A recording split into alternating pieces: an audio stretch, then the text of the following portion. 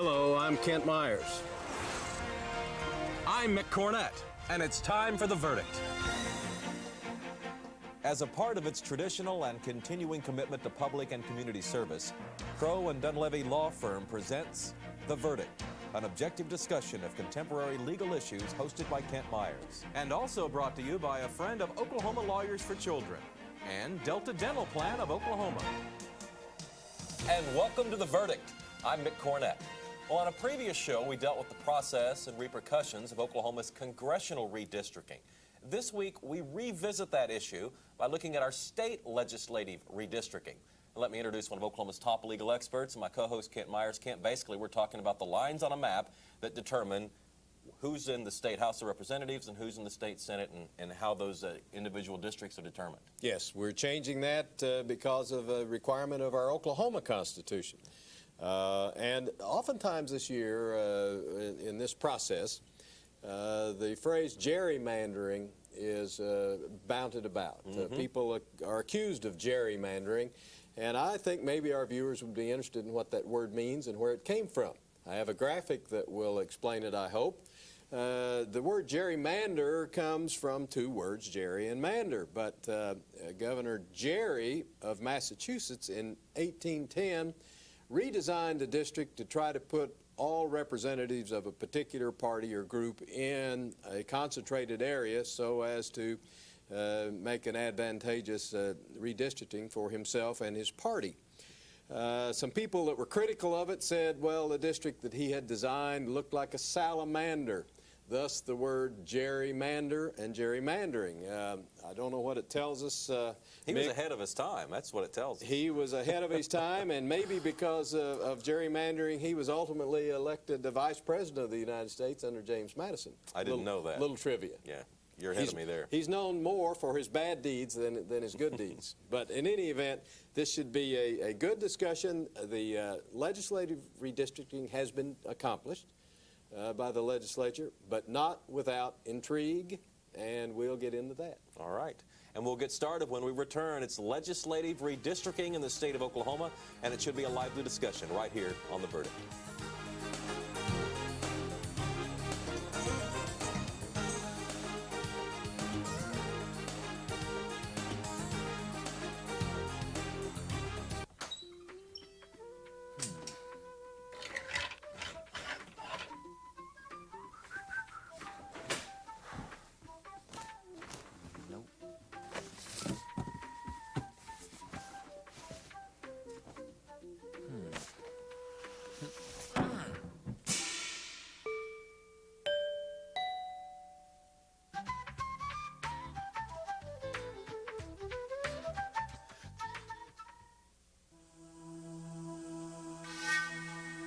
I enrich our cultural landscape.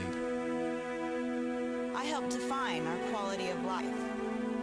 I am one of 4,000 artists in central Oklahoma who receive support from Allied Arts, this community's united arts organization. I am an Allied artist. It's got to be around here somewhere. Don't worry, we'll find it. Just calm down. I swear it was right here on the desk. All right, if I were a Will, where would I be? It's the only copy. Without it, we're out $3 million. I know. Hey, accidents happen. If a condom breaks Or you have unprotected sex. You have 72 hours to reduce your risk of getting pregnant. It's called emergency contraception. Got questions? Call Planned Parenthood. All children deserve a life of hope and love, but sometimes they experience a life of pain, neglect, and abuse.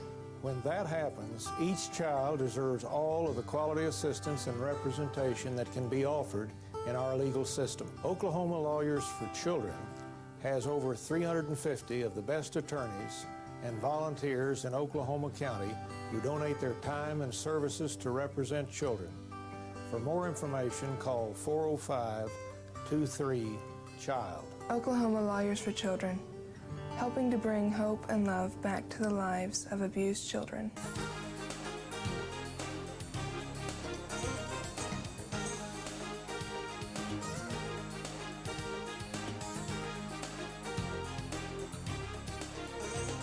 And welcome back to The Verdict. Mick Cornett with Kent Myers, and we're ready to discuss the issue of legislative redistricting in the state of Oklahoma. Now, Kent, you've gathered a couple of fine guests. Well, we've asked two of our former guests to return, and they've been kind enough to do so, and we're very pleased about that. On my left is the Honorable Mike Hunter, Secretary of State of the state of Oklahoma, a former member of the Oklahoma legislature, and he is a lawyer and an acknowledged political expert and a trusted advisor of the governor. Mike, thank you for coming back. Thanks, Ken. On my right is the Honorable Loyd Benson, a representative from Frederick, Oklahoma, a Democrat, 17 years in the state legislature, a lawyer, and a friend of mine since law school. And thank you for coming back, Loyd. It's great to be here, Ken. We're talking this week about legislative redistricting, and we talked in the opening segment about gerrymandering. I read a little bit about the process that was followed. Mr. Speaker, let me ask you candidly, did the Oklahoma legislature in redistricting itself engage in gerrymandering? Absolutely not. No, I think that anytime that you go through this process, and I've gone through it twice since I've been in the legislature, it's a very difficult issue. And when you have population shifts like we have in Oklahoma, it becomes even more difficult. Western Oklahoma lost population. But I think that the way the makeup of the committee occurred, we had basically 6 committees, a committee that handled the area around the Oklahoma City, Tulsa area, and then the other 4 areas of the state that were divided up. And they were given targets to try to build districts that actually didn't place incumbents together, and that's what they did. And some of the districts look a little strange, but they all have the same number of population. Everybody represents the same number of people, and that was the bottom line. Let's talk about one district that apparently really looks strange, particularly if you're Tim Pope. What happened, as you understand it, Secretary Hunter, to Tim Pope's district, and why? Well, I think there was probably some opportunism that motivated that decision by the legislature, and it's been controversial. But tell our viewers what happened. Well, it was a decision which I guess largely transported the district that Representative Pope had represented for some time to Tulsa. I mean, one of the things that... And where was it previously? I think Mustang was probably the center of that district, principally a Mustang district. But one of the things you saw as you analyzed the population redistributions as a result of the census was that the Tulsa area was going to pick up a representative. So the question was, you know, who's going to lose a seat?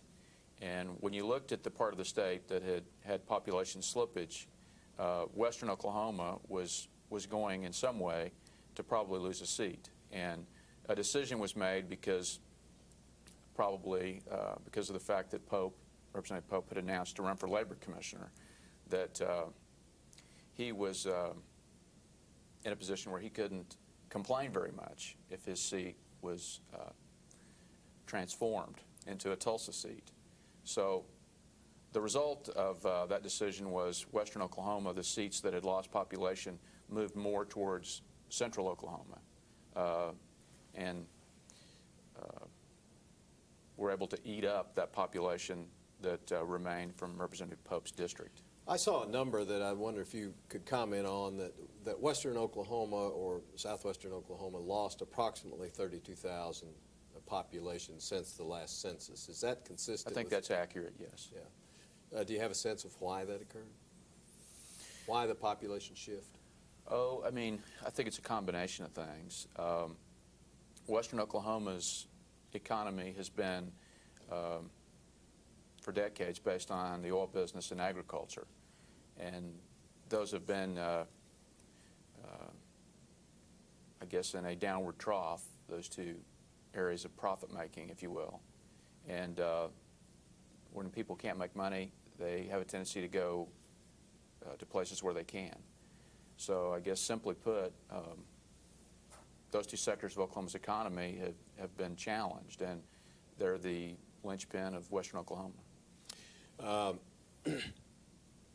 Mr. Speaker, let me change the subject just a little bit and ask you about the vote margins, both in the House and the Senate, to approve what became the legislative redistricting. They were overwhelmingly in favor of the bill that was finally signed by the governor.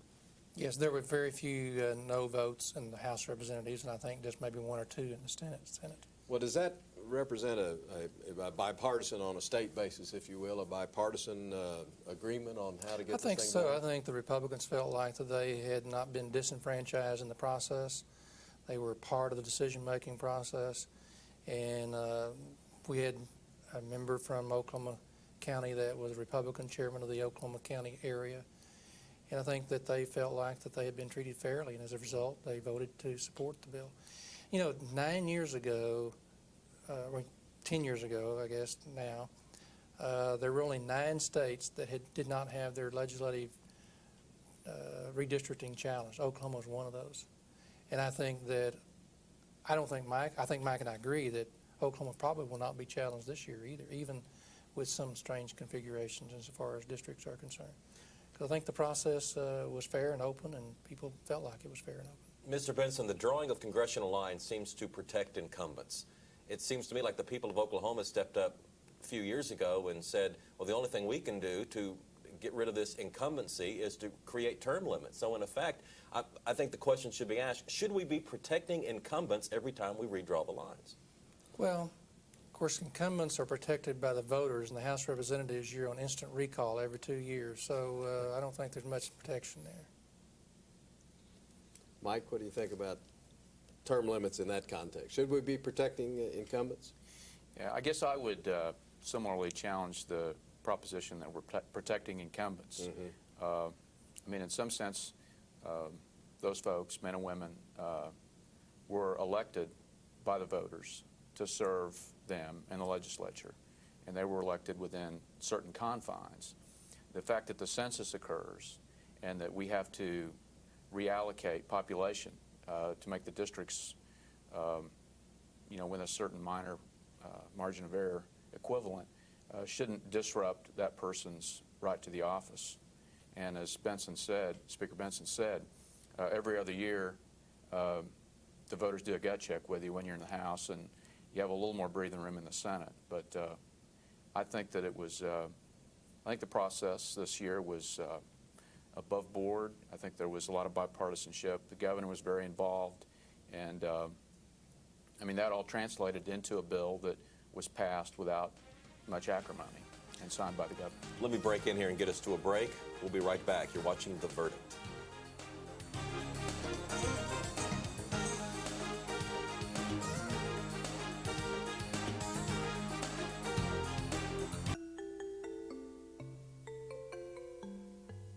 Yeah, campfire's a lot of fun. You get to make some friends. You get to do some cool stuff. Campfire's for boys too, not just girls. But hey, campfire's definitely for kids.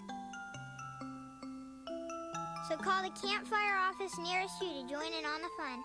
'Cause let's face it, you're not getting any younger. St. Gregory's University has been changing the lives of people like me for 125 years.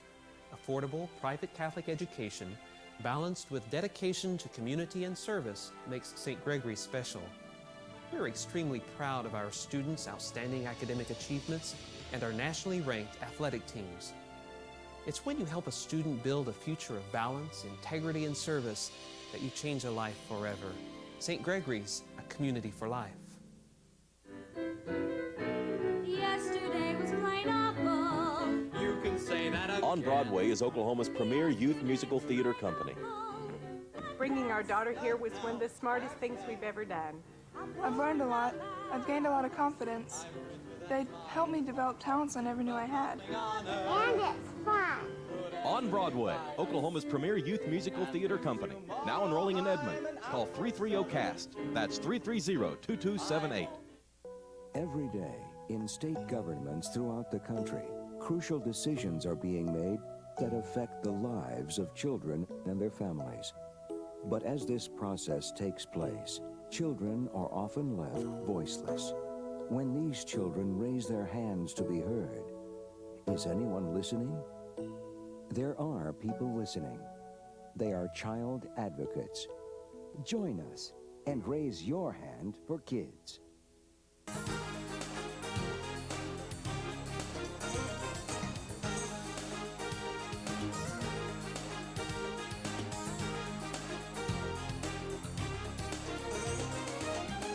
Welcome back. We're discussing the process of legislative redistricting. We're back on The Verdict. Mick Cornett with Kent Myers. Kent?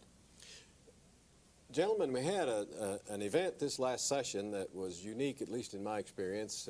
We had a vote taken to see if the existing Speaker of the House should be removed or replaced. And that vote came out, as I understand it, 50-50, 54 and 50 against. Therefore, it did not pass, did not succeed. It's my understanding that that issue, at least, without regard to who voted how, that issue, at least, was somehow connected to legislative redistricting. Loyd, can you comment on legislative redistricting's influence on that vote issue? Well, at that stage of the legislature, that was about the last 2 weeks of the legislature, the heat from legislative redistricting was very high. There was some discussion about incumbents being pitted against incumbents. There were some members, senior members, that had their districts that had stretched into long areas, particularly two senior members by the name of Jim Glover and Billy Mitchell. And I think all those dynamics probably lended itself to the effort to remove the Speaker. So legislative redistricting probably was the catalyst for that issue. And Secretary Hunter, it's my understanding that two Democrats voted in favor of the removal, Representative Langmaker from Carnegie and Representative Irvin from Wewoka. It's also my understanding that after that vote was taken and the motion failed, that both Representative Glover and Mitchell's districts were redrafted and redrawn. Do you have any thoughts about that? I guess I hesitate to get into much of a microanalysis of that. There was a lot of intrigue, and that was unavoidable. So I'd like to answer your question more from a political scientist's viewpoint. That confrontation was unavoidable. When the election returns came in that first Tuesday in November last year, and Republicans were at 48 and Democrats were at 53 in the House, there was going to be a moment of truth. There was going to be a battle just because the numbers were so close. So I agree with Speaker Benson. Legislative redistricting was probably the catalyst that brought the confrontation to critical mass. I think it probably needed to happen so that they'd be in the House, could get that issue out of the way and conclude their business, the people's business, in an orderly fashion. Mr. Speaker, is it over? I mean, has that been done? Is that chapter closed now, or will there be some kind of a hangover to next session? Ken, anytime you only have a 3-vote margin in an institution like the House of Representatives, it becomes very difficult. Speaker Ayers had a very difficult time with just having a 3-vote margin. And you had diversity among members both in the Democratic Party and the Republican Party. So I think it'll continue to be somewhat of an issue. Hopefully it won't deter us from conducting the people's business. Yes, I think it's remarkable, and I want to talk about it just for a few minutes and show a graphic on the process that we go through in Oklahoma for legislative redistricting. Of course, it is done by bill. It is, and I've got a timeline for legislative redistricting. I want to move through this rather quickly from left to right on the graphic. Pardon me. May 25th was the deadline for the legislature to finalize the bill, which it did, and sent it to the governor, and the governor signed it. But what's really interesting is that if that process had not been completed, and there had been a deadlock with perhaps Governor Keating vetoing a bill, and the Democrats not being able to override the veto, then the process would have shifted and gone to an apportionment commission made up of 3 Democrats. interestingly enough, or at least the positions are occupied by people who are members of the Democratic Party, the Attorney General, the State Treasurer, and the Superintendent of Public Instruction. I think it is interesting that we have not had to invoke that process since it has been enacted as a constitutional amendment ever in the history of Oklahoma. And the way we know that is,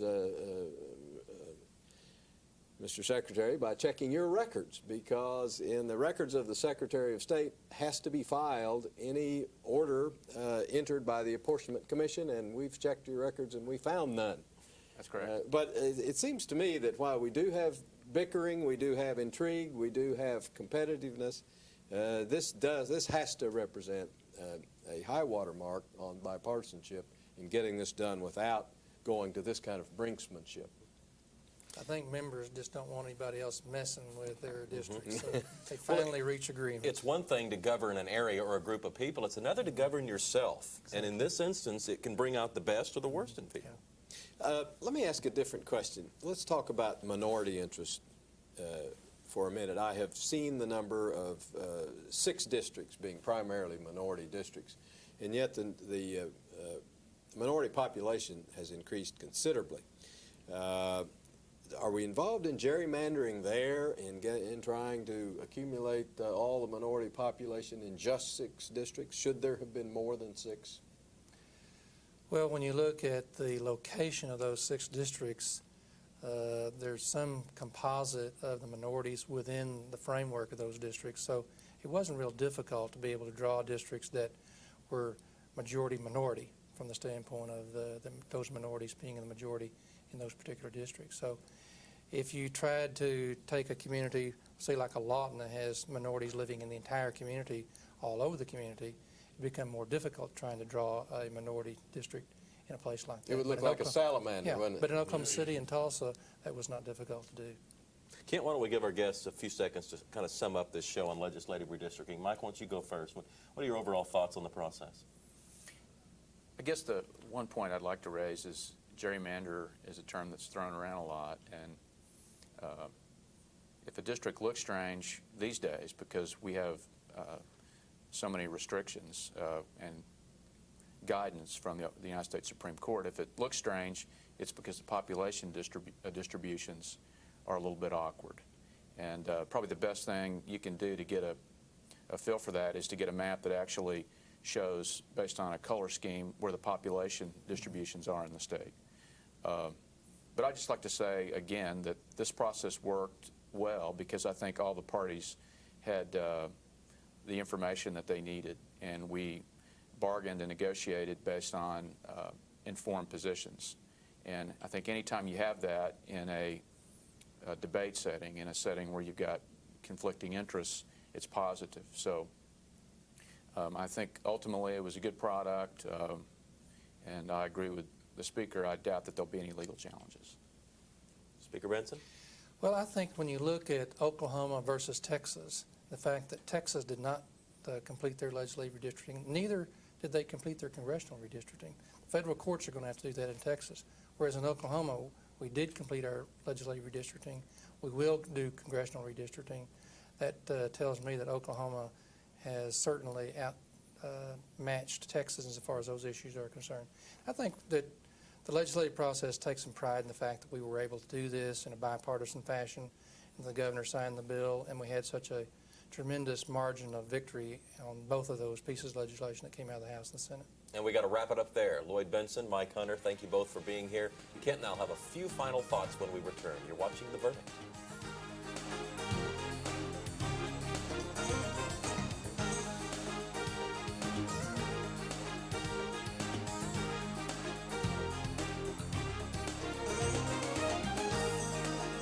Hello, my name is Ted Smith. I'm president of the board of directors of the Oklahoma Disability Law Center. ODLC provides free legal services in civil matters to people with physical and mental disabilities. I'm Mike Sykes, Vice President of ODLC. For more information, call 1-800-880-7755. The Oklahoma Disability Law Center provides high-quality legal services to people with physical and mental disabilities. In Oklahoma, There are more than 1,600 children waiting to be adopted. They're of all ages, and for many, home has been a source of pain and conflict. They've dreamed of finding a better life and a loving family. Consider adoption. For more information, call 1-877-OK-SWIFT or visit the website www.okdhs.org. Adopt. It may be the toughest job you'll ever love.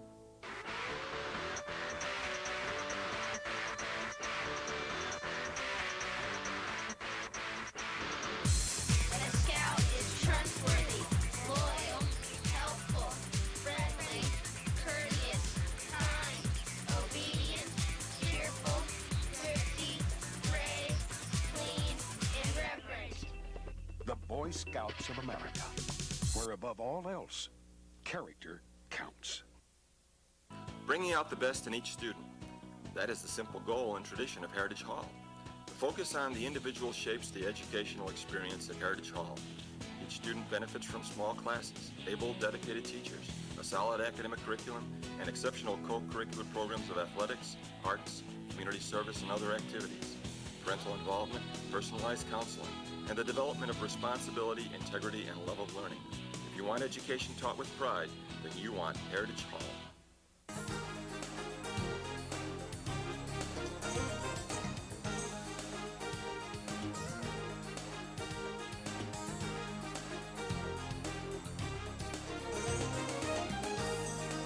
We're wrapping up another edition of The Verdict. Today, the conversation's centered around legislative redistricting.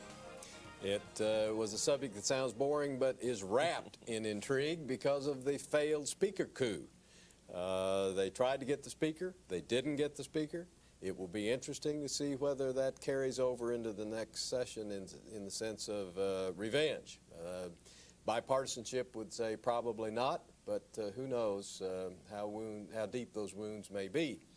I think it is very interesting that our guest told us today that the legislature, Democrat and Republican, working together, would prefer to redistrict themselves rather than have 3 non-members of the legislature do it through the Apportionment Commission, even though the Democrats perhaps could have extracted a greater advantage had they used that commission.